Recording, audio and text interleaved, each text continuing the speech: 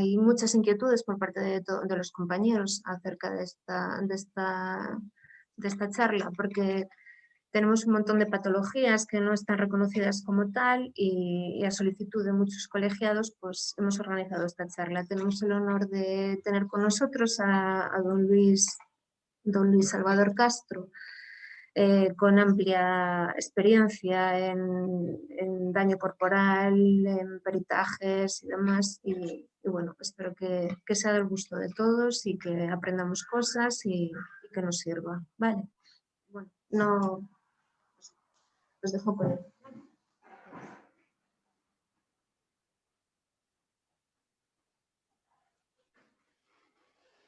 Hola, buenas tardes a todos. Antes de nada, bueno, agradecerles tanto a doña Camino como a don José Luis la gentileza de haberme invitado para dar esta charla. Que siempre es un placer todo lo que sea colaborar con veterinaria, con la cual ya tuve la oportunidad de colaborar hace muchos años y de nos viene la relación a don José Luis y a mí. Bien, la verdad es que cuando me invitó, yo encantado, evidentemente, encantado pero preocupado, porque cuando uno habla para foros de su profesión, sabe qué es lo que quiere decir, con qué finalidad. El problema que se me plantea al asumir esta charla es ser capaz de entender cuál era el objetivo final, el objetivo de la charla, y en función de eso, pues evidentemente desarrollarlo, ¿no? Espero haber sido capaz de haber entendido cuál era el objetivo final y que, si no me equivoco, ese es el tratar de conseguir que los trastornos musculoesqueléticos lleguen a ser considerados como enfermedad profesional a nivel del INSS, del Instituto Nacional de la Salud. Bien, me pidieron también que esto me centrara, por lo tanto, en la ergonomía, es decir, como decía, en los trastornos musculoesqueléticos, porque en lo que se refiere al resto de enfermedades profesionales, como puede ser la zoonosis o las enfermedades biológicas, de origen biológico, están perfectamente conocidas, tanto por el INSS como por los propios profesionales. Entonces, el título de la charla, como ven, es Ergonomía en Veterinaria. Y esto es lo que estudia los trastornos musculoesqueléticos de origen laboral. La primera característica fundamental y elemental es que son causados o agravados por el trabajo y por el entorno laboral. Y que en la mayoría de los casos son trastornos acumulativos. Esto no quita que, evidentemente, cuando hay una sobrecarga sobre una articulación o sobre un músculo, pueda haber una lesión aguda, cosa que ya se trata como lesión aguda y no realmente como un trastorno musculoesquelético producto de una sobrecarga de cualquier tipo. Bien, decía que son acumulativos, por lo tanto resultantes de exposición repetida durante un tiempo prolongado a factores de riesgo biomecánico. Y que estas lesiones se asientan fundamentalmente a nivel de espalda, cuello, hombros, miembros superiores, tendinitis, miembros superiores, epicondilitis, túnel carpiano y algias vertebrales. Los riesgos ergonómicos fundamentales son derivados de tres situaciones distintas: la manipulación de cargas, las posturas forzadas y los movimientos repetidos. Bien, quizás vaya un poquito deprisa en esta primera parte, porque yo creo que lo que más se va a ajustar a la charla y de lo que creo que se va a poder sacar más fruto es de la mitad para adelante. Entonces vamos a ir poco mirando un poquito más rápido al principio y con más detenimiento en la segunda mitad. En cuanto a la manipulación de cargas, bueno, pues dentro de su profesión está la toma de muestras de sangre de partos. Bueno, lo primero que hay que distinguir, porque es determinante a la hora del tipo y de la intensidad de las lesiones, es distinguir si esa manipulación de carga se hace por encima del nivel de los hombros o por debajo del nivel de los hombros.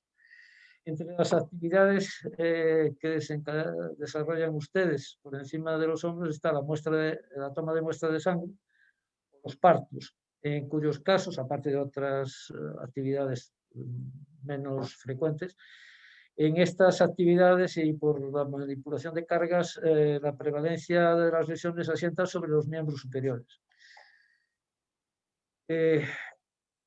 En cuanto a las actividades por debajo de la altura de los hombros, bueno, tenemos la movilización de los pacientes, la colocación del paciente en mesa de exploración o quirófano, la cirugía obstétrica, como puede ser la cesárea en decúbito, o las cargas estáticas, que son las cargas que hace todo trabajador de pesos muertos, por decirlo de alguna forma, ¿no? Evidentemente, en su caso, la carga de pesos se ve agravada considerablemente por el hecho de que ustedes generalmente no manipulan cargas estáticas, sino que manipulan cargas dinámicas, es decir, manipulan pacientes, en este caso animales, que se mueven y se defienden, tratan de escapar y demás. Bueno, entonces, ese es un riesgo sobreañadido en lo que se refiere a la manipulación de cargas de su profesión con respecto a otras profesiones. En el caso de manipulación de cargas por debajo de la altura de los hombros, las lesiones más frecuentes son lesiones de columna vertebral. Entre las lesiones más frecuentes derivadas de manipulación de cargas están, como decía, las predominantes son las de columna vertebral, como puede ser la lesión discal, las radiculopatías, y dejo para el final las artrosis interapofisarias, porque la artrosis no es una lesión aguda, como bien saben, es una lesión crónica y por lo tanto digamos que es el fracaso de la asistencia de una lesión por sobrecarga o por manipulación de carga no tratada en el momento adecuado. Y en cuanto a las extremidades, contracturas y roturas fibrilares.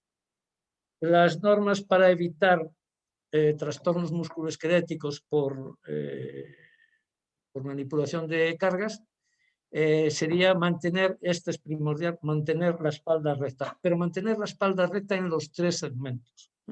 Hay que procurar siempre mantener los tres segmentos perfectamente alineados, porque de nada sirve que tengamos alineadas columna dorsal y lumbar y sin embargo estemos con el cuello flexionado o lateralizado o ambas cosas.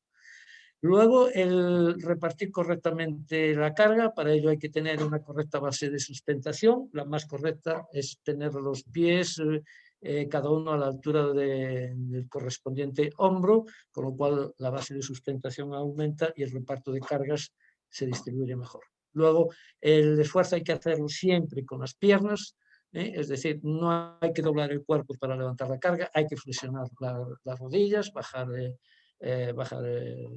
la pelvis y levantar el peso con la fuerza de las piernas más la inercia del propio cuerpo. Luego, hacer esa carga siempre con la carga lo más cerca posible del centro de gravedad, es decir, no levantarlo separado del cuerpo. Ya sé que hay casos en que no se puede conseguir aproximarlo mucho, pero hay que procurarlo siempre. Y luego, a continuación, evitar los giros de tronco con la carga. Es decir, en lugar de girar el tronco, lo que hay que hacer es girar la pelvis, balancear las caderas y hacer la torsión a partir desde la pelvis, moviendo las extremidades para cada otro lado, que sería vascular la cadera y la pelvis. El segundo, en este caso, bueno, empezamos por la manipulación de cargas, pero me olvidé de anticiparles que no va por orden de frecuencia. Es más, es a la inversa. La manipulación de cargas es el menos frecuente de los factores de sobrecarga o de lesiones de trastornos musculoesqueléticos. Las dos primeras son prácticamente con el mismo porcentaje, como veremos, los movimientos repetitivos y las posturas forzadas por este orden, pero con muy escasa diferencia.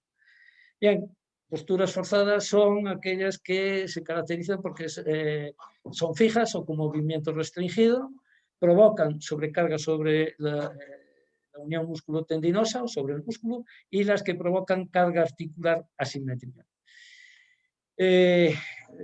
Ya con respecto a cada región anatómica, esas posturas forzadas pueden ser hiperextensión de miembros superiores y o de columna, es decir, pueden ir por separado o asociadas, hiperrotación de miembros superiores y columna, o hiperflexión de miembros superiores y o columna. Bien, de las posturas forzadas, en las actividades que más se producen es, en primer lugar, y parece la madre de todas las batallas en las estadísticas que pude leer, precisamente no nacionales, más bien extranjeras, es el tacto rectal. Es con mucho la actividad veterinaria que más trastornos musculoesqueléticos provoca. Luego el parto, la cirugía ya sea de pie o agachado, cesáreas en decúbito, la ecografía en la gestación, la detección de la gestación precoz, la inseminación, la podología y la toma de muestra de sangre. En cuanto a los trastornos musculoesqueléticos más frecuentes en las posturas forzadas, verá que se repiten muchos porque es muy difícil diferenciar concretamente en cada riesgo ergonómico cuál es el resultado lesional. Prácticamente se compatibilizan. De todas formas, las más frecuentes en este caso son la tendinitis supraespinosa, y la pongo en primer lugar porque, como comentaba aquí con sus compañeros, en mi casuística personal, que es escasa en cuanto a veterinarios porque son un gremio con muy baja incidencia, tanto en accidentes de tráfico como en enfermedad profesional, consultas, como en problemas de incapacidad permanente. Bien, los que tuve se dio la circunstancia de que siempre fueron problemas relacionados con los hombros, tendinitis del supraespinoso y lesiones del manguito rotador, lesiones crónicas del manguito rotador. Bien, evidentemente esto se explica porque el manguito rotador, y más concretamente el tendón supraespinoso, es el que realiza los movimientos de abducción y flexión del hombro, y cuando esta abducción y o flexión del hombro se mantiene con o sin carga, es fácil que se desencadene tendinitis. El último caso que tuve, que es muy reciente además dentro de su gremio, es por una tendinitis que ya me llegó con la tendinitis calcificada, es decir, ya con el fracaso del tratamiento que debería haber sido el adecuado. Luego veremos el por qué se dan estas circunstancias. Bien, el síndrome del estrecho torácico, afortunadamente, no es muy frecuente por nuestros pagos, pero bueno, se produce por movimientos de alcance por encima del hombro. Es un síndrome, como decía, afortunadamente se da poco porque es muy incapacitante, porque provoca tanto sintomatología neurológica como muscular como vascular. Se provoca compresión del paquete vasculonervioso y, dependiendo del grado, puede dar una sintomatología muy abigarrada, muy difícil de tratar y que puede llevar al quirófano. El síndrome cervical, bueno, esto yo creo que lo conocemos todos, y sobre todo los que nos dedicamos a la medicina del tráfico, es la patología fundamental en el tráfico, pero también se da de su actividad como consecuencia de contracción continuada de los músculos angular y trapecio, por contracción mantenida del cuello o movimientos mantenidos por encima de la cabeza. Ya pasando a la extremidad superior, digamos brazo-antebrazo, la más frecuente es la tendinitis tricipital, que se produce por flexión mantenida con el codo doblado en contacto con superficie dura o sometido a vibraciones. Ya siguiendo en sentido distal, proximal distal, serían la epicondilitis y bueno, pongo dos veces epicondilitis, pero lógicamente es epicondilitis y o epitrocleitis, se producen por supinación o pronación mantenida, y también, sobre todo, la epicondilitis por extensión forzada de la muñeca. Pasando ya, digamos, al tercio distal de antebrazo y mano, nos encontraríamos con la bastante frecuente, por cierto, tendinosinusitis de Kerben, que es una tendinitis del extensor corto y aductor largo del primer dedo, que se produce por desviaciones radiales y cubitales forzadas. Nos encontramos con el dedo en resorte, que se produce por flexión forzada de la falange distal con la falange proximal en extensión. El síndrome de Guyon, que es una compresión del nervio cubital en el canal de Guyon, que es donde pasa, digamos, del antebrazo al carpo, y se produce por flexión-extensión mantenida de la muñeca o por presión mantenida directamente sobre la base de la palma de la mano. El síndrome de túnel carpiano, bueno, yo creo que es una de las patologías más frecuentes en nuestro país, sobre todo y especialmente en las mujeres. Se produce por una extensión con independencia ya no solo en el ámbito estrictamente, en el ámbito profesional veterinario, ni siquiera en el ámbito profesional. Como enfermedad común es de las patologías que más partes de baja ocasionan en nuestro país. En cuanto a las normas para evitarlo, serían los estiramientos, muy importante, estiramientos previos, durante y después de las tareas.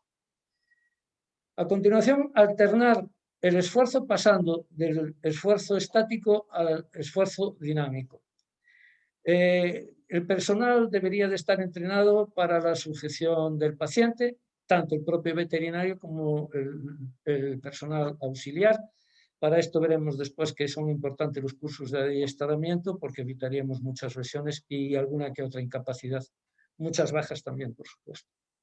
Mantener el cuerpo flexible, procurar tenerlo relajado, no mantener una postura, por supuesto, ya decía antes, tratar de alternar la postura de trabajo.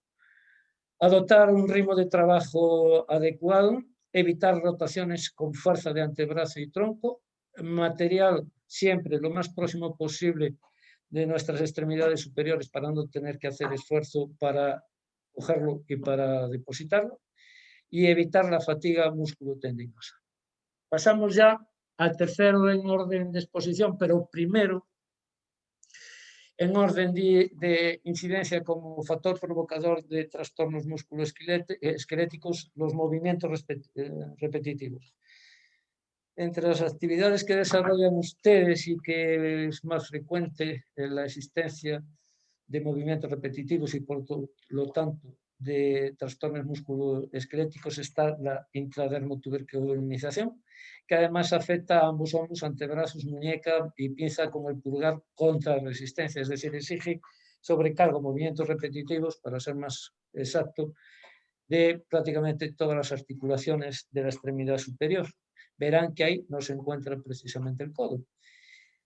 Podología provoca lógicamente trabajo con los brazos, movimientos repetitivos con los brazos contra resistencia, porque lógicamente el animal se defiende y se mueve, y las desparasitaciones que exige sobrecarga de ambos miembros superiores. En cuanto a los movimientos repetitivos, hay una serie de factores que aumentan el riesgo de que se provoquen trastornos musculoesqueléticos en los movimientos repetitivos. Esos factores son el mantenimiento es decir, asociado el movimiento repetitivo con el otro factor ergonómico de riesgo, como son el mantenimiento de posturas forzadas, la aplicación de una fuerza manual excesiva, ciclos de trabajo muy repetidos con movimientos rápidos de pequeños grupos musculares y tiempos de descanso insuficiente, y esto seguramente le pueda llamar la atención, situaciones hormonales como la menstruación o el embarazo. Esto los que hemos compatibilizado nuestra actividad preferente, por decirlo de alguna forma, con la actividad deportiva, también como médico. Sabemos que en el deporte gran parte de las lesiones entre género femenino y el masculino se diferencian precisamente por este motivo, ¿no? Por estos motivos, por cuestiones estrictamente hormonales. Bien, las lesiones más frecuentes derivadas de movimientos repetitivos, aquí vemos que, por lo contrario, con respecto a las posturas forzadas, lo que predominan son las lesiones columna cervical y a continuación de miembros superiores, es decir, se invierte el orden. El más frecuente con bastante diferencia es el síndrome cervical, el síndrome de túnel carpiano y las tendinitis o tendosinovitis. Las recomendaciones para tratar de evitarlos en la medida de lo posible son organizativas, como ya adelantaba antes, con la mejor forma de cursos de adiestramiento, tanto para los profesionales veterinarios como para los auxiliares de clínicas, especialmente en las clínicas veterinarias, que es donde más se pueden dar. Alternar los grupos musculares activos, cambiar de mano, a poder ser, siempre que sea un trabajo compatible con los dos miembros o que el profesional sea ambidiestro o casi casi. Establecer pausas periódicas y alternar las tareas. Por supuesto, evitar esfuerzos prolongados. Y aquí yo creo que empieza la parte que se corresponde, creo que más con lo que es el objeto de esta charla o el objeto que me planteaban al plantearme la charla. Y es el conseguir, primero, que se reconozcan los trastornos musculoesqueléticos como enfermedad profesional en el ámbito de la veterinaria y al final evitar una posible incapacidad permanente y que de serlo sea siempre considerada como enfermedad profesional.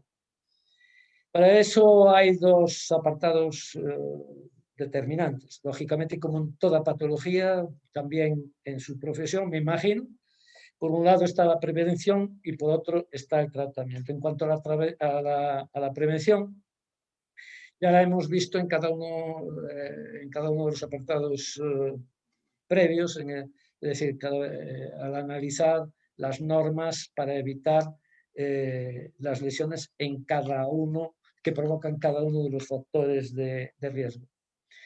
Entonces, la prevención, en principio, la damos como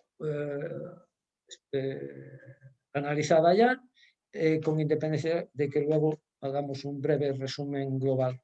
Pasamos luego al tratamiento. Bien, en el tratamiento, salvo error por mi parte, yo creo que el objetivo no es decirles a ustedes decir que hay que tomar tal medicación o tal tipo de medicación, para ser más exacto, si hay que operar, no operar, hacer rehabilitación o no hacer rehabilitación. Yo creo que eso es absolutamente secundario. Lo importante es conocer, digamos, los trazos gruesos, que creo que son los que expongo a continuación. Para empezar, hemos de partir de la base de cómo se acaba en una incapacidad permanente, ¿no? El ciclo que lleva a una incapacidad, a una posible incapacidad permanente. Bueno, el ciclo comienza lógicamente por una transgresión ergonómica. Esta transgresión ergonómica provoca una fatiga, la fatiga provoca dolor, el dolor provoca una lesión, la lesión provoca una cronificación con el paso del tiempo y esa cronificación puede llegar a una incapacidad permanente. Por lo tanto, el tratamiento, el trazo grueso es que tenemos que intervenir, los médicos tenemos que intervenir en todos y en cada una de sus pasos y a poder ser lo antes posible, es decir, en el paso más próximo al inicio posible. ¿Vale? Veamos cómo. Bueno, decía antes que íbamos a hacer un resumen de las medidas preventivas. Por supuesto, son medidas ambientales. Esto en los centros sanitarios veterinarios, pues evidentemente es más factible que el veterinario ambulante, por decirlo de alguna manera, que es más complicado, por no decir que imposible, trabajar en óptimas condiciones ambientales. Aquí, bueno, pues, tendríamos que tener en cuenta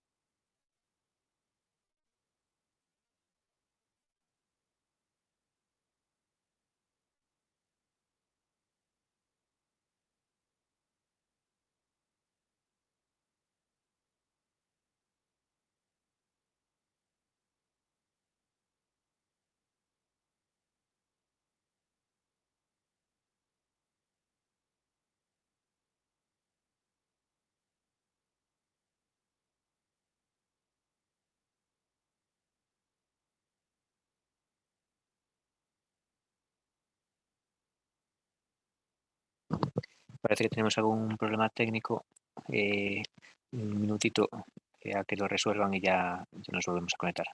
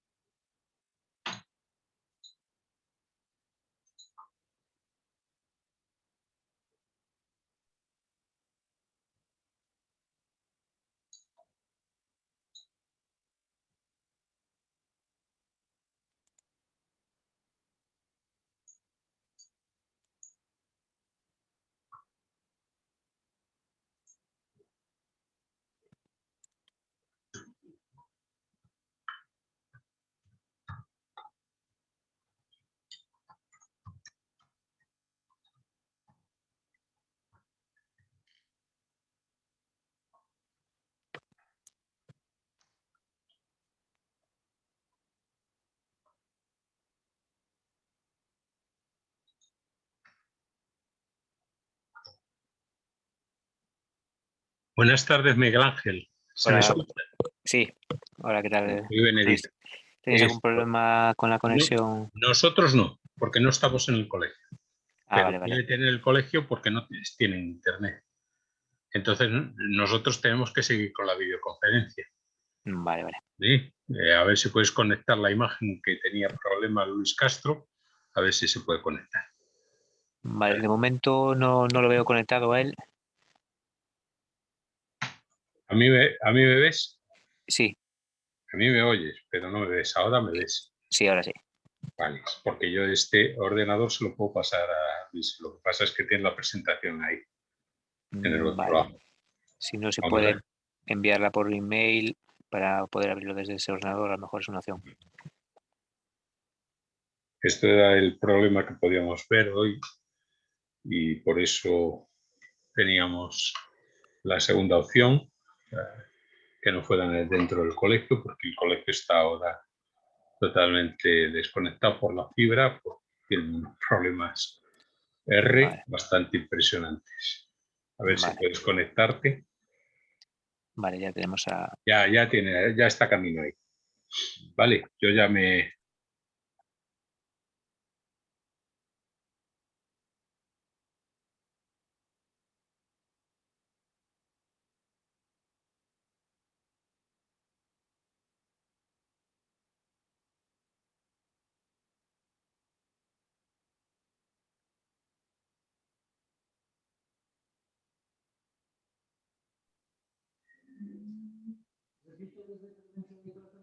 No estabas en el tema de... Lo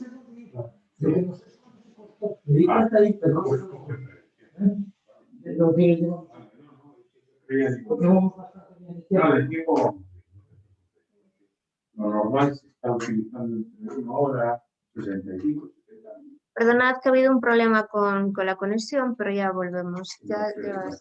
El problema es que Luis no, Para un botón. presionar. ¿Perdona? Luis, Igual se me cayó a mí el le di un botón yo. O se cayó el O se cayó la luz. Sí. Aquí el Sí, lo único que no había no soy consciente de haberle dado, pero bueno, es posible que... Ya está. Bueno, mira, vamos a ver. Yo creo que ahora sí que está Miguel Ángel. Vamos a ver. Bueno, tienen que disculpar, parece ser que, como ocurre siempre en estos casos, o al menos a mí, se colgó internet y llevábamos un ratito desconectado. Entonces, vamos a volver un poquito para atrás. Lo que concretamente a raíz de lo que decía que era el aspecto más importante de esta charla, por lo que yo tengo entendido. Bien. Decíamos que como el objetivo es evitar que las lesiones, los trastornos musculoesqueléticos acaben primero en una enfermedad profesional y al final en una incapacidad permanente, hay dos aspectos muy importantes. Primero, lógicamente también como en veterinaria, la prevención y luego el tratamiento. En cuanto a la prevención, ya lo hemos visto al analizar cada uno de los factores de riesgo, con independencia de que a continuación veremos, digamos, un resumen global de este aspecto. Y luego el tratamiento. Bien, para ello tenemos que partir de conocer cuál es el círculo que desencadena en una posible incapacidad permanente. Bien, evidentemente el primer factor es la existencia de una transgresión ergonómica. Esta transgresión ergonómica provoca fatiga, la fatiga provoca dolor, el dolor provoca lesión ya instaurada, a continuación esa lesión se cronifica y al final puede acabar en una incapacidad permanente total. Por lo tanto, el tratamiento consistirá en actuar sobre cada uno de estos pasos, impidiendo el paso de uno al siguiente y siempre lo antes posible. Por lo tanto, el primero era la transgresión ergonómica, lo que ya hablábamos de la prevención. Evidentemente, aquí están las globales. Primero son las medidas ambientales. Estos son más factibles en el ámbito hospitalario, en los centros clínicos veterinarios, que lógicamente en la veterinaria ambulatoria. Son las medidas ambientales, bueno, pues sería el trabajar con temperatura, humedad y luminosidad adecuadas.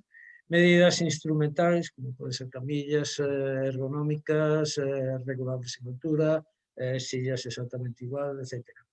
Y aquí ven subrayado porque tiene una doble importancia, primero en cuanto a la prevención y luego en cuanto a la divulgación de la enfermedad profesional, trastorno musculoesquelético en la profesión veterinaria, y es el conocimiento de la etiología. Es importante, decía, para la prevención, porque conociendo cuál es la causa de la lesión o la molestia que tiene en un momento determinado ese profesional, se puede evitar. Pero es que además el otro factor es la divulgación. Es decir, si nosotros no conocemos cuál es el origen de nuestro dolor, difícilmente le vamos a decir al médico de cabecera o al médico de la mutua, mire, es que yo estuve ayer haciendo 5 partos y hoy me duele la columna.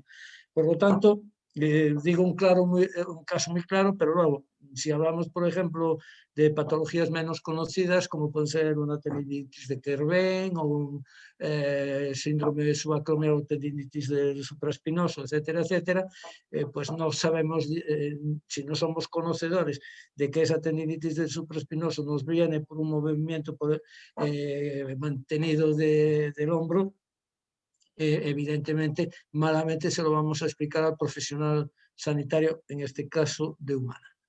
Por lo tanto, es importante también eso. La higiene postural, el adiestramiento de la postura adecuada tanto en el profesional veterinario como en los auxiliares de clínica.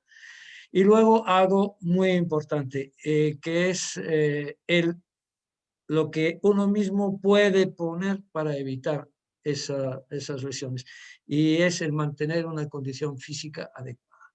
Hay que trabajar fuerza y elasticidad, pero a la vez. De nada sirve hacer muchísimas pesas, tener un magnífico tono muscular, si esos músculos no son elásticos, porque eso no solo va a facilitar, puede evitar las lesiones por sobrecarga, pero va a provocar muy posiblemente más facilidad de roturas musculares y lesiones bastante más serias que el propio trastorno musculoesquelético por sobrecarga. Yo diría, me atrevería a decir, claro, mi objeto aquí es indudablemente, o mi misión aquí es decirles a ustedes lo que sería lo ideal. Y lo ideal sería que recurrieran ustedes a entrenadores personales que les preparen un plan, por lo menos para que les prepare un plan de entrenamiento en función de las tareas que realizan ustedes, que más sobrecarga les provoca. ¿Vale? Y a la vez es importante mantener, es decir, no solo se puede trabajar la extremidad que se sobrecarga o la columna, el segmento de la columna que se sobrecarga. Hay que trabajar globalmente todo el cuerpo, porque si no se genera una discoordinación entre músculos agonistas y antagonistas. Si tenemos unos músculos agonistas muy fuertes y unos antagonistas muy débiles, o al revés, hay una disinergia, y es cuando se provocan ya no solo contracturas musculares, sino roturas musculares, lesiones discales, etcétera, y lesiones articulares. Por lo tanto, es importante trabajar todo absolutamente todo el organismo. Y luego otro factor muy importante para la prevención son los estiramientos previos, durante y posteriores a la tarea. El siguiente paso sería actuar sobre la fatiga. Una vez que aparece la fatiga, hay que suspender la tarea de forma inmediata. Todavía se hacen más necesarios los estiramientos en el mismo momento que aparece ese dolor. Alternar la tarea, ya sea el miembro con el que se trabaja, si es suficiente para reposar el miembro que estaba trabajando hasta ese momento. Y si no, todavía no lo hubieran hecho, iniciar un programa de tonificación y flexibilidad. Y aquí pasamos al siguiente paso, que es el dolor. Y cuando el dolor se instaura, aquí sí que ya hay que ir siempre, sí o sí, al médico de cabecera o al médico de la mutua. Y con una doble finalidad. Primero, para que nos dé el tratamiento adecuado. Y segundo, para la propia difusión del problema que ustedes tienen con los trastornos musculoesqueléticos con sobrecarga. Porque si ustedes no van habitualmente al médico cuando se les plantea una lesión por sobrecarga musculoesquelética, difícilmente los profesionales de la salud vamos a conocer esa problemática que tienen ustedes y como consecuencia difícilmente se va a incorporar estos trastornos musculoesqueléticos a la lista de enfermedades profesionales, o más exactamente, incorporar a la profesión veterinaria entre las de riesgo ergonómico, porque luego veremos que todos los riesgos ergonómicos que corren ustedes están reconocidos, pero para otras profesiones. Por lo tanto, no sería tanto un problema de desconocimiento de lo que es la patología, sino de unos profesionales que se ven afectados y que los profesionales de la salud humana somos desconocedores, al menos en gran medida. Nunca automedicarse por el mismo problema. Si uno se automedica, no va al médico. Si no va al médico, el médico difícilmente puede conocer su problemática. Y además hay un problema, y es que si ustedes no van de forma inmediata al médico y van tiempo después, cuando tienen el tercer, cuarto episodio de una misma patología, y van al médico, el médico le hace una radiografía, posiblemente ya aparezca patología degenerativa, aunque usted le diga que es debido a su trabajo, él ve una patología degenerativa, mire, no es de su trabajo, es que usted tiene patología degenerativa. Porque aun teniendo patología degenerativa, el médico asumir que la posibilidad de que la causa de una lesión o de una sintomatología cualquiera es producto de enfermedad profesional, tiene que tener la capacidad de abstraerse de para quién está trabajando. Y lamentablemente tengo que decir que no todos lo hacemos. Es decir, ustedes tienen que pensar que el médico de cabecera está presionado para que dé la alta rápida, craso error y luego veremos por qué. El médico de la mutua está mentalizado para dar las altas rápidas, aunque sea con la cabeza debajo del brazo. Luego se darán cuenta de que hay que suturar la cabeza al cuerpo, pero de entrada le dan la baja, perdón, le dan el alta, aunque sea así, ¿no? Por lo tanto, siempre, absolutamente siempre, tanto por indicación clínica como por indicación mediática, por decirlo de alguna forma para entendernos, siempre deben de acudir al sanitario de la salud. Evidentemente, baja laboral hasta resolución del dolor. Si es un día, si son 24 días, 24 días. Y en mi opinión, y claro, esto ya es una opinión personal, producto de la experiencia personal, yo recomendaría que si ese proceso agudo, no cronificado, reciente, que usted hizo reposo de forma inmediata, dura más de 3 días, mi consejo sería ya acudir al traumatólogo. El siguiente paso, la instalación de la lesión, yo creo que aquí sí que siempre hay que ir al traumatólogo. Y digo siempre porque lamentablemente muchos profesionales tenemos la costumbre, espero que yo no sea mi caso, de tratar de resolverle el problema al paciente por nosotros mismos. A mí desde pequeñito me enseñaron que el buen médico no era el que le resolvía todos los problemas a sus pacientes, porque eso no hay médico en el mundo que lo consiga, ¿eh? Y en estos tiempos de la superespecialización, todavía menos. Por lo tanto, el buen médico es aquel que pone los medios para resolverle el problema al paciente, ya sea medios puestos por él mismo, pero si no son suficientes, hay que recurrir a un profesional. Y si es antes de que se demuestre de que no somos capaces, mejor, ¿eh? Por lo tanto, siempre tratamiento traumatológico, seguridad social o mutua de accidentes de trabajo. Y digo esto por más de lo mismo, es decir, para concienciación de los profesionales. Porque evidentemente usted se puede ir a un traumatólogo privado, pero ese traumatólogo privado de lo último que se preocupa es de la enfermedad profesional, de saber si es una enfermedad profesional o no, y mucho menos de ponerlo en un informe, ¿eh? Sin embargo, si usted va al médico de la Seguridad Social, ya sea el médico de cabecera, ya sea el traumatólogo, ya sea el médico asistencial de la mutua, ya sea el traumatólogo de la mutua, evidentemente, a la hora de cubrir el parte, en su presencia, usted le dice, mire, por favor, esto es enfermedad profesional. Y cuando llevemos o lleven repetidos partes de baja, acabará siendo sistemático, como lo es en otras profesiones. En el momento no lo es porque hay un desconocimiento, yo diría que asombroso, de la influencia de los trastornos musculoesqueléticos en los veterinarios, y lo vamos a ver a continuación. Bueno, evidentemente, como decía, el trazo grueso, inmovilización, baja laboral y posteriormente rehabilitación. Ya llegados a la cronificación, habría que procurar de separar a ese profesional veterinario de esa tarea o tareas que desencadenan esa sobrecarga, siempre que sea posible, evidentemente. La otra alternativa es la alternativa quirúrgica, y ya la ultimísima sería la incapacidad permanente parcial y o la incapacidad permanente total. Y aquí entramos en el capítulo que ya insinuaba en la diapositiva anterior, y es incidencia.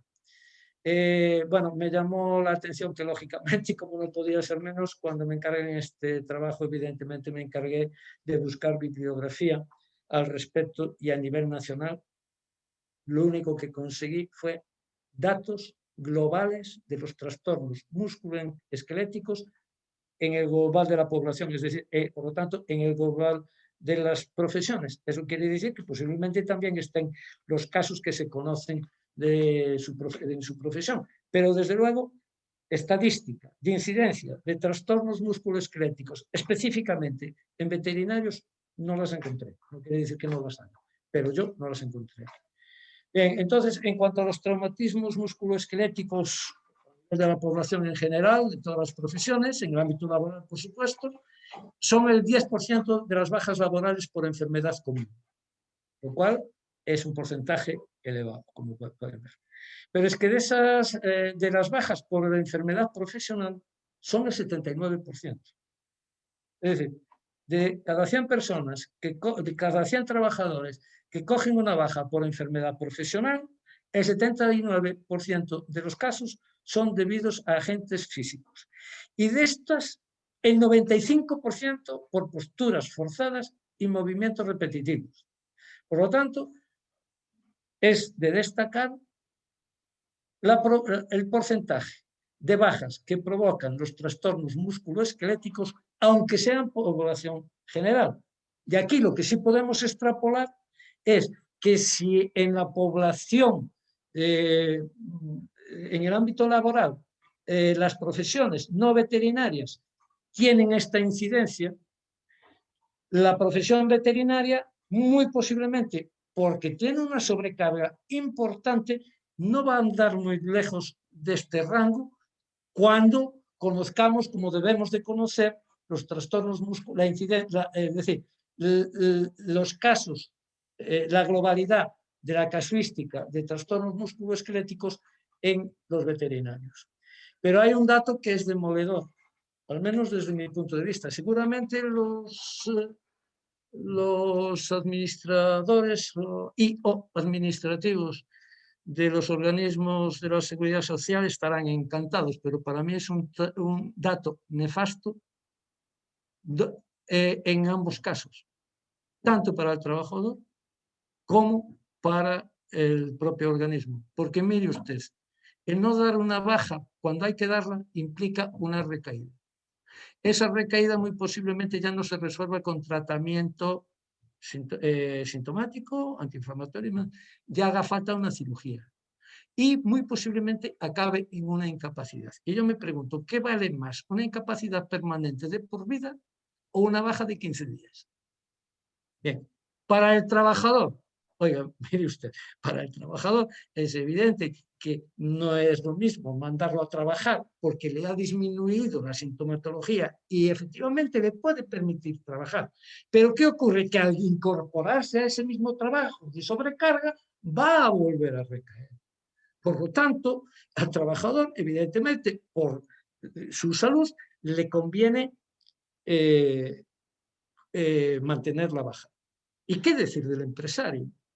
El propio empresario de nada le sirve que a un trabajador le den el alta a los 10 días si luego a los 2 meses le van a dar otra baja que va a estar un año, año y medio y ya no acaba en una incapacidad. Por lo tanto, y es algo de lo que sí puedo presumir muy claramente, es que yo como médico no he dado un alta a un paciente mientras no estaba absolutamente recuperado. Me da igual la presión, no presión. De mutuas, no mutuas, compañías de seguros. Afortunadamente no trabajé para la Seguridad Social porque siempre lo tuve muy claro. Pero yo creo que en todo paciente es determinante la curación absoluta para evitar costes mayores. Es decir, están aplicando una política absolutamente equivocada. Las bajas precipitadas son mucho más costosas que las bajas prolongadas. Bien, en cuanto a la incidencia por segmento, por región anatómica, bueno, vemos que la primera en cabeza es la región lumbar con un 39%, la segunda la región cervical con un 30%, la tercera la dorsal 26%, y a continuación ya pasa a las extremidades superiores, hombros, brazos, muñeca, manos, y verán que las extremidades inferiores están a la cola. Donde más asientan es en las piernas con un 11,5%, la rodilla un 6%. Y ya al final, curiosamente, aunque es lógicamente una articulación de la extremidad superior, los codos solo hay un 2%. Bien, hablábamos de que el objeto es tratar de conseguir que a los veterinarios se le incluya entre las profesiones de riesgo en trastornos musculoesqueléticos por sobrecarga. Por lo tanto, vamos a establecer cuáles son los criterios que determinan lo que es una enfermedad profesional y lo que no. Lo primero es la existencia de riesgos ergonómicos en el puesto de trabajo. En su caso, son claros. Que el debut de los síntomas ocurra tras el inicio de la actividad laboral y que persistan con la actividad laboral. Y luego, otro motivo para ir al médico de cabecera siempre, y es el siguiente. Por eso lo pongo en negrita y subrayado. Tiene que haber una mejoría o desaparición de los síntomas con el descanso y reaparición al reiniciar la actividad laboral. Por lo tanto, si usted viene a mi consulta, si usted no viene a mi consulta cuando le ocurre por primera vez y viene una segunda vez y me dice que es una enfermedad profesional, yo no conozco esta circunstancia.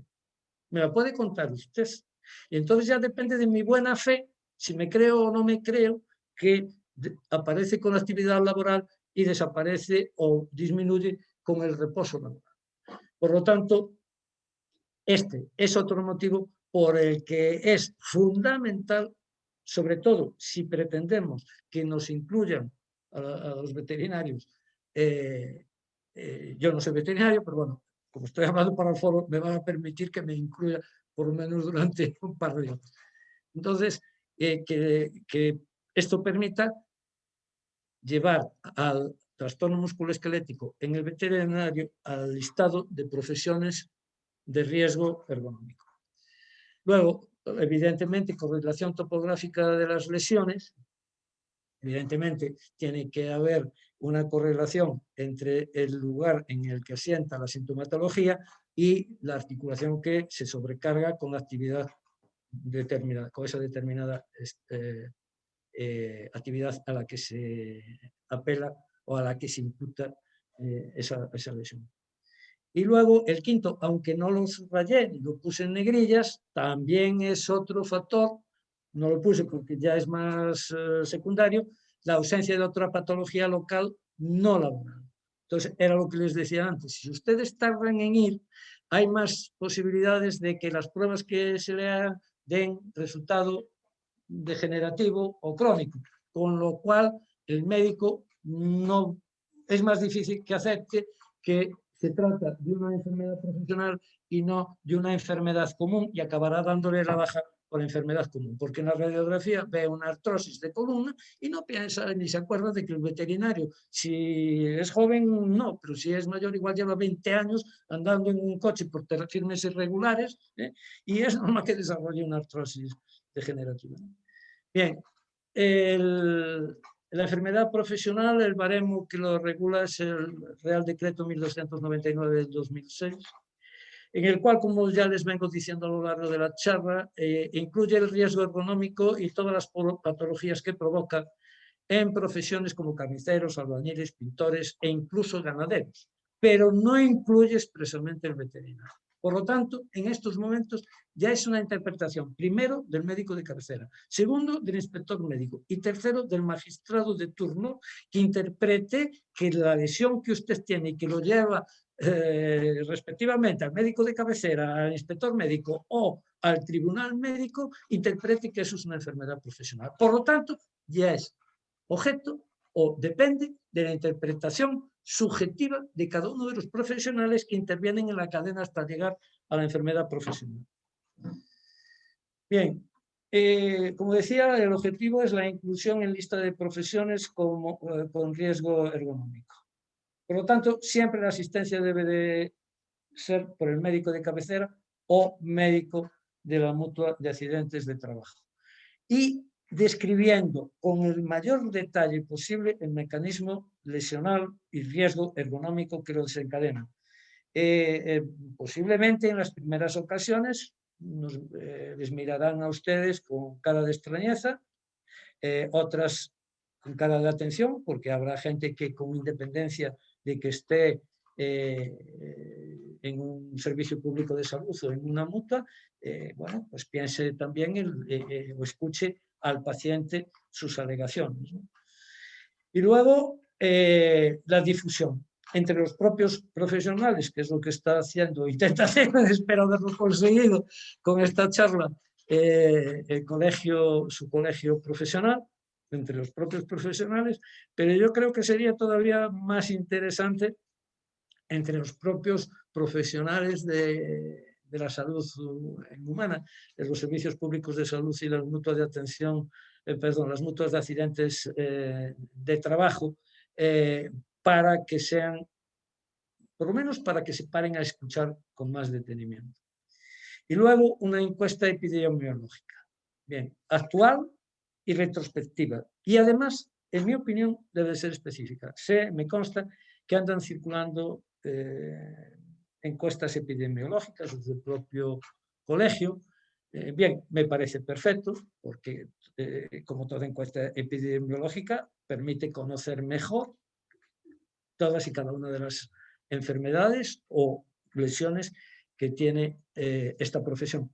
Ahora, si lo que buscamos específicamente, es decir, mi consejo desde aquí, partiendo de la base de que a mí se me pida que plantee lo que a mí se me ocurra para tratar de conseguir que los trastornos musculoesqueléticos en veterinarios sean considerados como enfermedad profesional, es evidente que hay que centrarse en eso. Y por lo tanto, yo creo que con independencia de esa encuesta global, hay que hacer una encuesta específica de trastornos musculares. Porque si no, todos sabemos que cuanto más abarcamos, más difuminamos cuál es el objetivo, ¿sabes? Entonces, esto por una parte. Por otra parte, el propio encuestado no es lo mismo que reciba una encuesta en que vea que incluye todas sus enfermedades patológicas, sus enfermedades profesionales e incluso sus lesiones traumáticas, a que vea oiga, a mí me están haciendo una encuesta única y exclusivamente de este problema. Y me están haciendo esta encuesta con este objetivo. Y a mí me interesa este objetivo. Voy a contestar. Esta es mi humilde opinión. ¿Vale? Bueno, y nada más. Muchas gracias. Bueno, yo sé que todos los amos dicen que su perro es el mejor. Y también sé que se dice que el perro es el mejor amigo del hombre. En este caso lo fue. Muchas gracias.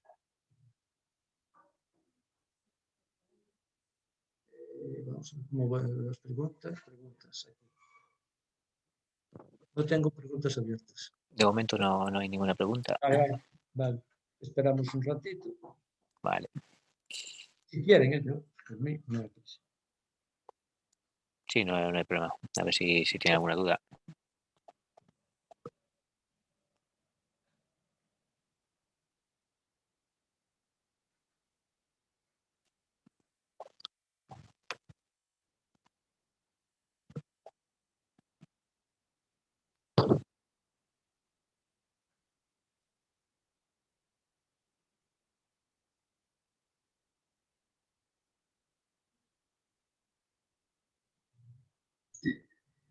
Buenas tardes, ¿puedo preguntar?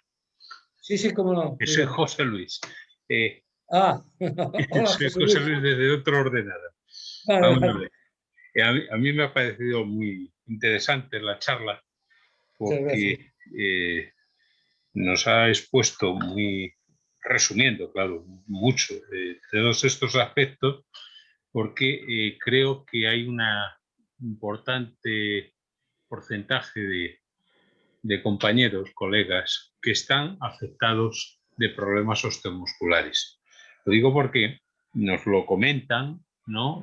Petit Comité. El problema que yo veo aquí es que lo ha dicho el doctor Castro, que quizás no le estamos dando importancia al principio. Y cuando ya llevamos 20 años, pues nos ocurre las lesiones crónicas, que ya, claro, no nos la compatibilizan con una enfermedad profesional. Creo que esto va en detrimento de la profesión, en detrimento de los individuos que vayan a padecer esto. Y yo sugería un poco que el doctor Castro nos echase una mano en una encuesta más específica, y aquí le pido ese favor porque creo que estamos un poco desvalidos en este sentido. De hecho, creo que ningún colegio de España de veterinarios ha tratado este tema y me parece enormemente importante, puesto que se están creando unas lesiones que vienen de nuestra profesión diaria y que no se está evaluando desde el punto de vista de los sanitarios de la salud humana. Entonces, yo le pediría, por favor, al doctor Castro si nos podía hacer una encuesta que pudiéramos pasar no solamente a los colegiados de Lugo, porque esta conferencia ha estado para todos los colegiados de Galicia. Y creo que alguna persona de fuera de Galicia también se ha conectado. Me parece importantísimo y le pido ese favor al doctor Castro. Ya sé que su tiempo es muy limitado, porque yo sé que viaja, tiene juicios con estos temas, porque lo que he visto es que una mutua, si puede, intenta evadirse del problema. La mutua, la seguridad social, etcétera, etcétera. No vamos a contar ahora toda la problemática que existe alrededor de ello, porque la problemática es enorme y en tiempos de digamos, poco dinero todavía es peor. Y estamos en épocas de poco dinero y que las bajas se quieren solventar de forma rápida. Y gracias por toda esta charla, porque nos ha puesto un poco en la línea de seguir actuando en esto de las lesiones osteomusculares. Gracias, doctor Castro. Nada, gracias a usted por su invitación. No hace falta que le diga que cualquier cosa que usted me proponga, encantado de acceder. También me enseñaron de pequeñito es que Es de bien nacidos el ser agradecidos. En su momento usted colaboró en otra actividad que yo le propuse, puso a nuestra disposición la facultad y evidentemente yo, aunque hayan pasado años, no lo olvido. Y por lo tanto es mi obligación corresponder y además encantado de hacerlo porque estas cosas me gustan. Pues muchas gracias. Y además ahora ya tienen preguntas. Rompimos un poco el hielo y ahora Vamos, ya tienen una serie de personas que quieren preguntar. Gracias. pues gracias a usted, José Luis. Bueno, vamos a intentar contestar por orden. Respondo en directo. Para doña Luisa Méndez Ferreiros nos pregunta si puede explicar brevemente en qué consiste el síndrome cervical y porque cree que en su profesión hay mucha gente que lo padece, pero no lo identifica como enfermedad profesional. Bueno, el síndrome cervical, como el nombre indica, es un conjunto de síntomas que parten o son originados en la columna cervical o en el segmento cervical, para ser más exacto, y tiene síntomas originados en la musculatura, en el sistema esquelético y también en el nervioso, puesto que además del dolor que provoca toda contractura muscular, también provoca clínica cefálica como consecuencia generalmente de una neuritis de Arnold, que es la inflamación del nervio occipital, que es lo que desencadena la clínica cefálica, es decir, cefalea, mareos, trastornos de la memoria, incluso trastornos del sueño. Muchas veces, incluso por algún profesional de la medicina, se mete todo en el mismo cajón de saco. Síndrome cervical, cervicalgia, esguince cervical. Son cosas que afectan a un mismo segmento vertebral o una misma región anatómica, pero que tienen una sintomatología distinta. Por lo tanto, un síndrome cervical, insisto, es, digamos, lo que engloba prácticamente los síntomas del resto de los diagnósticos que acabo de dar. Tiene cervicalgia, tiene cefalea, tiene mareos, tiene sensación de inestabilidad, y si no llega a mareos, tiene alteraciones de la memoria, tiene trastornos del sueño o trastornos del ritmo del sueño. Y por lo tanto hay que separarlo. Y evidentemente en su profesión es frecuente porque el origen primero es la contractura muscular y es por contracción muscular voluntaria mantenida o bien por hiperflexión o hiperextensión de la columna cervical. Por lo tanto, todos aquellos profesionales veterinarios que se ven obligados a mantener una flexión cervical mantenida o que por las cargas tiene contracturas con frecuencia, es fácil que que desarrolle un síndrome cervical. Muchas gracias por su pregunta. Vamos a ver. Bueno, don Manuel Fernández nos dice que hablamos mucho de los problemas musculares, pero que no hablamos nada de los problemas pulmonares. Me tiene que disculpar, pero se me encargó hablar sobre los trastornos musculoesqueléticos, no se me encargó, es decir, se me encargó expresamente olvidarme del resto de las enfermedades profesionales.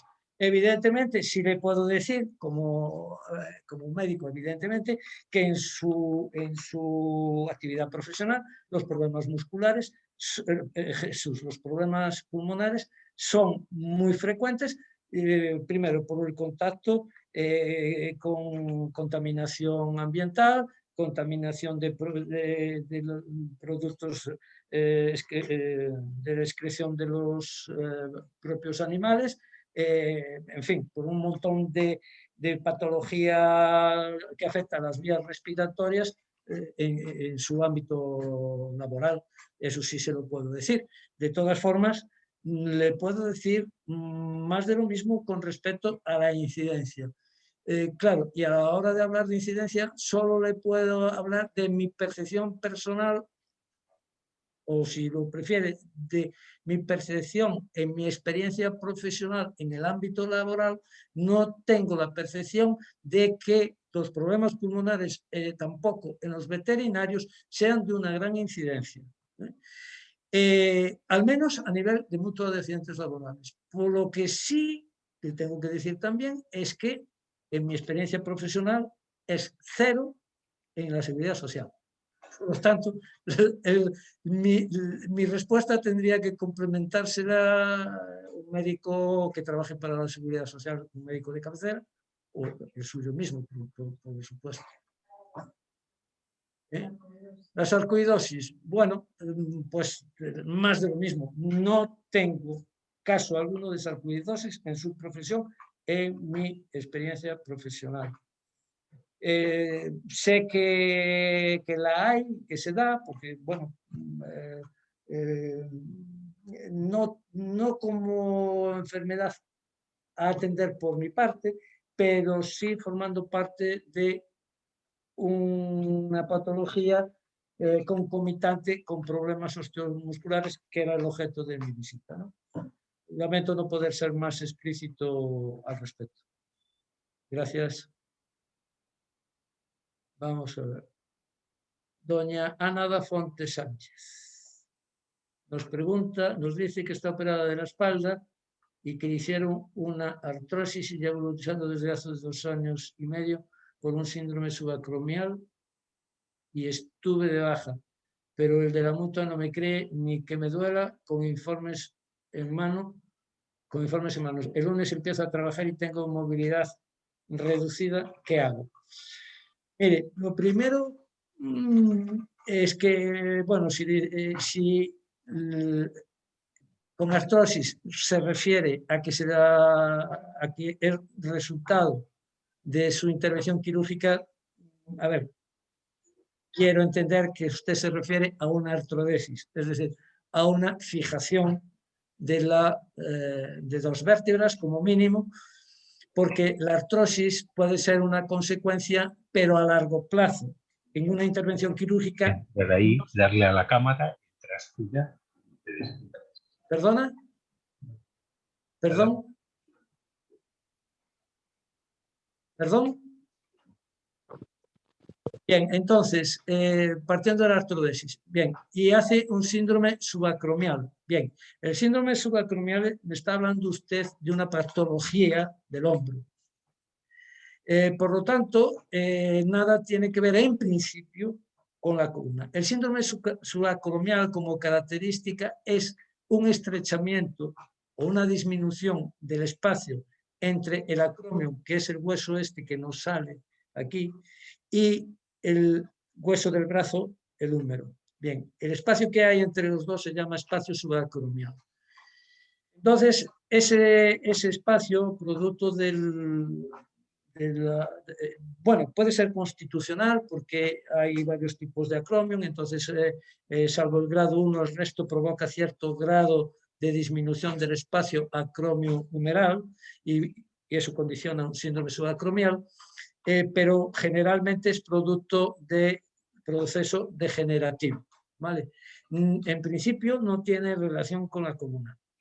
Bien, es cierto que si usted es operada de una artrodesis cervical y tengo que deducir que es así, pues que si me habla del síndrome subacromial como consecuencia, en principio solo se explicaría con una artrodesis cervical. Si no, tendría que decirle que el síndrome subacromial no tiene nada que ver con una artrodesis lumbar, porque las dorsales además también son sumamente escasas, raras, muy infrecuentes, salvo en problemas traumatológicos, en problemas con fracturas.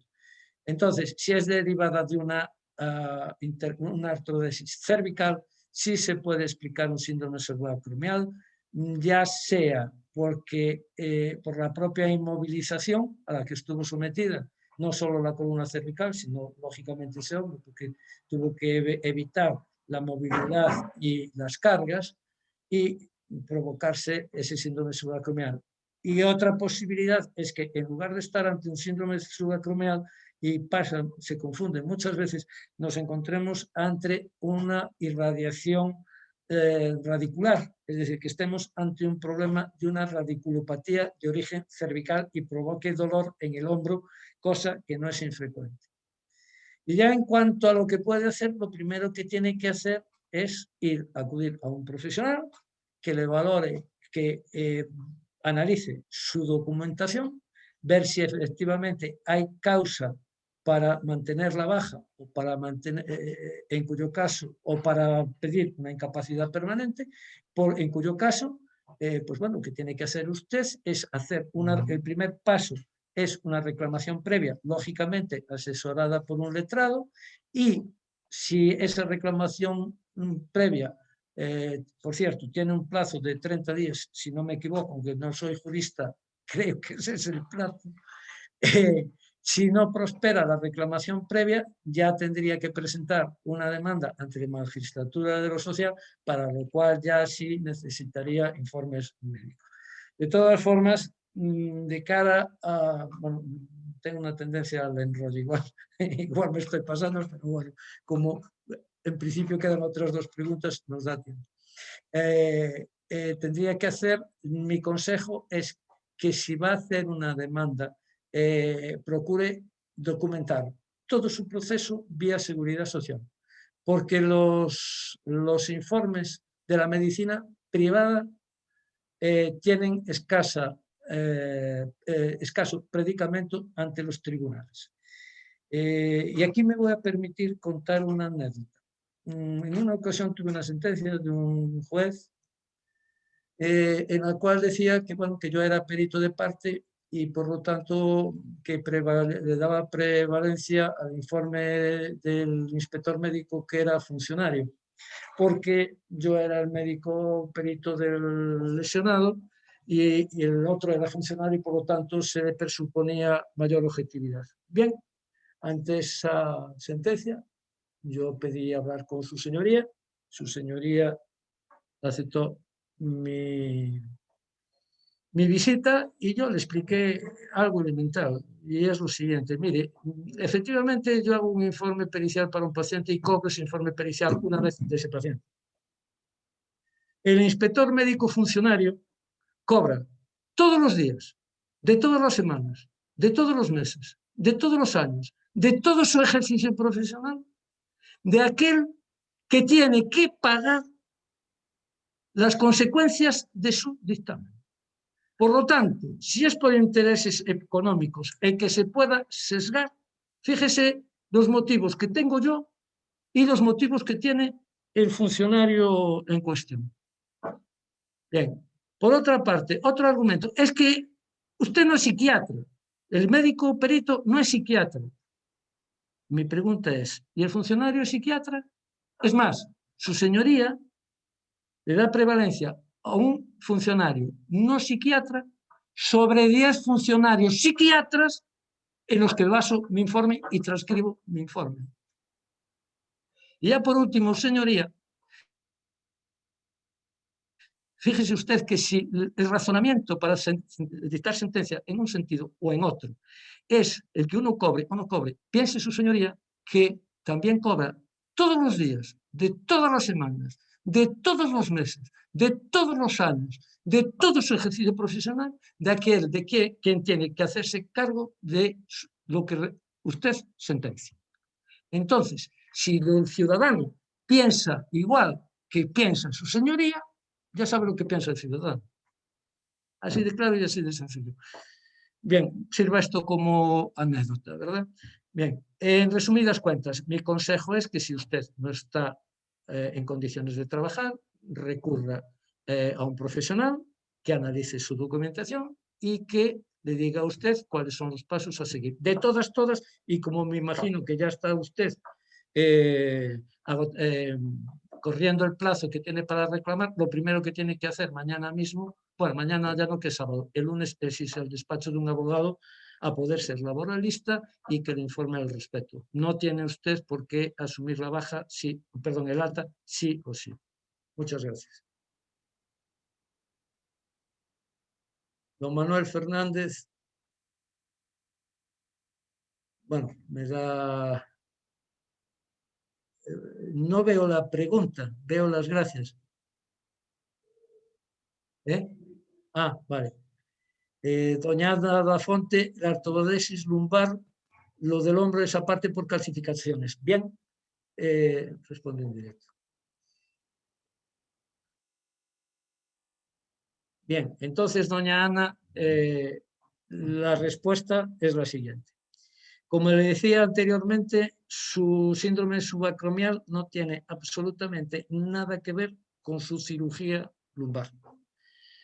Cosa distinta es que usted tenga una tendinitis calcificante, en cuyo caso el diagnóstico es ese, tendinitis calcificante, y durante la charla me habrá oído decir que los casos que yo he tenido en mi ejercicio profesional de veterinarios eran todos por ese mismo problema. No calcificante, pero sí tendinitis, ya sea del manguito rotador, ya sea más concretamente del tendón supraespinoso, y el último, una tendinitis calcificante como la suya. Por lo tanto, estamos hablando de dos problemas distintos, por lo tanto, usted... si quiero entender que no tiene problemas de la artrodesis lumbar, pero sí lo tiene por la tendinitis calcificante. Entonces, lo que usted tiene que hacer es otra cosa distinta. Asumir el alta por la artrodesis lumbar y, ir a su médico de cabecera a que le dé la baja por enfermedad profesional por el síndrome subacromial. Esto es lo que tiene que hacer usted. Lógicamente, su médico de cabecera se la puede dar porque también me parece importante de cara a futuros casos el decir que cuando un paciente se le da el alta por un proceso determinado, el médico de cabecera ya no le puede dar la baja por ese mismo proceso hasta 6 meses después. Durante esos 6 meses de intervalo, solo se lo puede dar la propia inspección médica y las posibilidades son más bien escasas. Lo que sí puede hacer el médico de cabecera, y en su caso, por lo que me está diciendo, está más que justificado, es darle el alta por su cirugía lumbar y darle la baja por su síndrome subacromial, siempre que tenga acreditado que tiene esa patología. Y si me está hablando de que está diagnóstico, claro, en este caso tengo que romper una lanza por el médico de la mutua, porque efectivamente, por lo que me está diciendo, insisto, es correcto darle el alta por la artrodesis lumbar, por la cirugía lumbar. Otra cosa es que ahora le pida la baja por enfermedad común, primero al médico de cabecera y luego al médico de la mutua. Es más, posiblemente lo mejor es que vaya a la mutua a decirle, bien, acepto el alta por este problema, pero mire, yo tengo una tendinitis calcificante. ¿Cómo quiere que yo trabaje con una tendinitis calcificante? Deme la baja por la tendinitis calcificante, pero démela por enfermedad profesional, porque es consecuencia de mi actividad profesional. ¿Vale? Espero haber satisfecho su pregunta. No hay más, ¿no? No, esa era la última. Vale, vale. Ah, bueno, sí, ahora justo una. Acaba de entrar otra más de Luisa Méndez. Abajo del todo. No ya lo espero.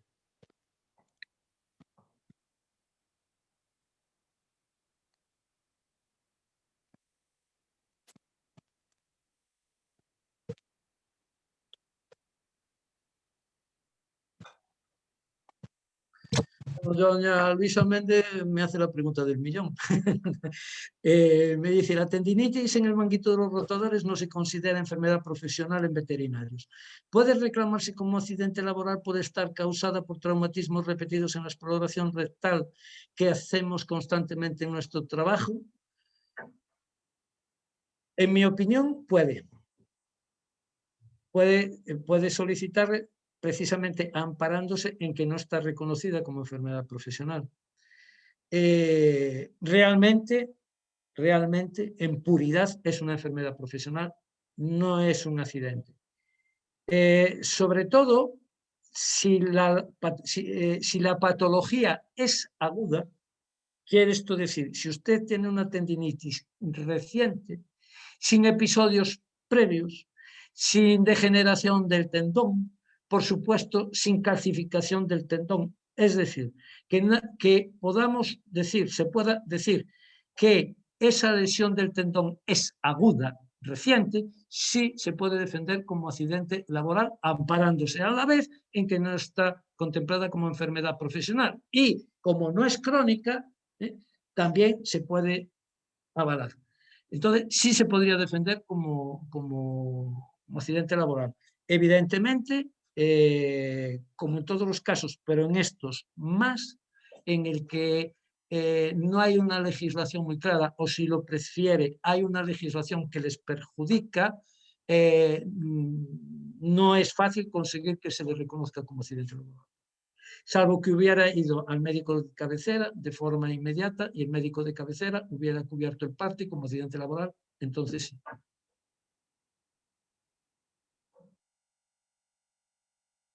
Tenemos otra más de Sara Vázquez.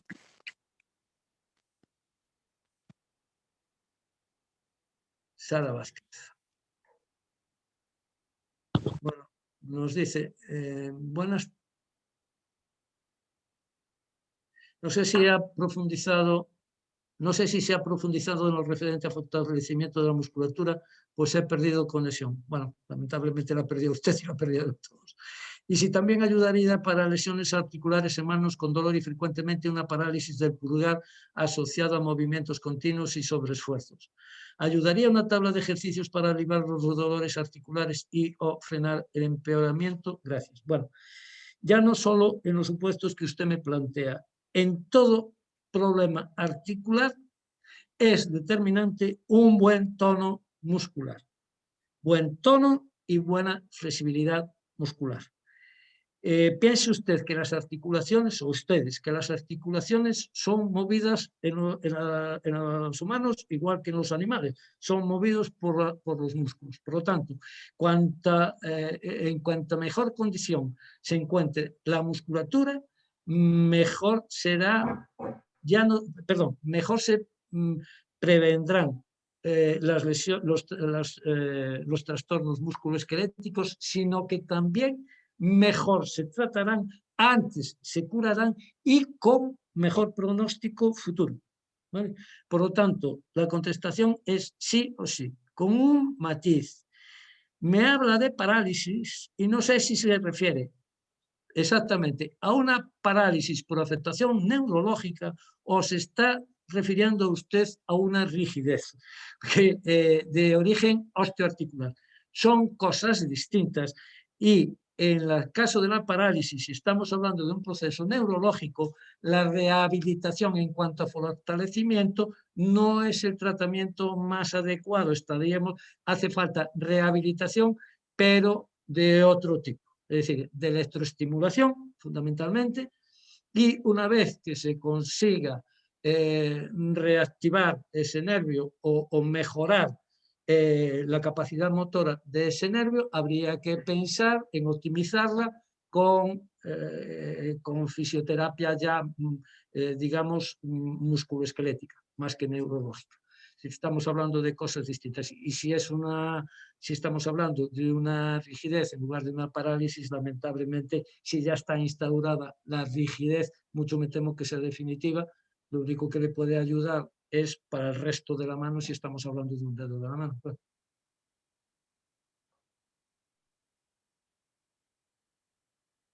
No sé si hay más, parece que no, ¿no? No, ya estarían todas. Bueno, pues creo que como no hay más preguntas, podemos dar por finalizada la charla. Solo nuestro más profundo agradecimiento, don Luis, por haber venido, darnos esta charla tan instructiva y tan amena, y yo creo que nos va a ser de gran utilidad. Muchísimas gracias. A ustedes por su invitación. Gracias. Gracias, buenas tardes. A usted.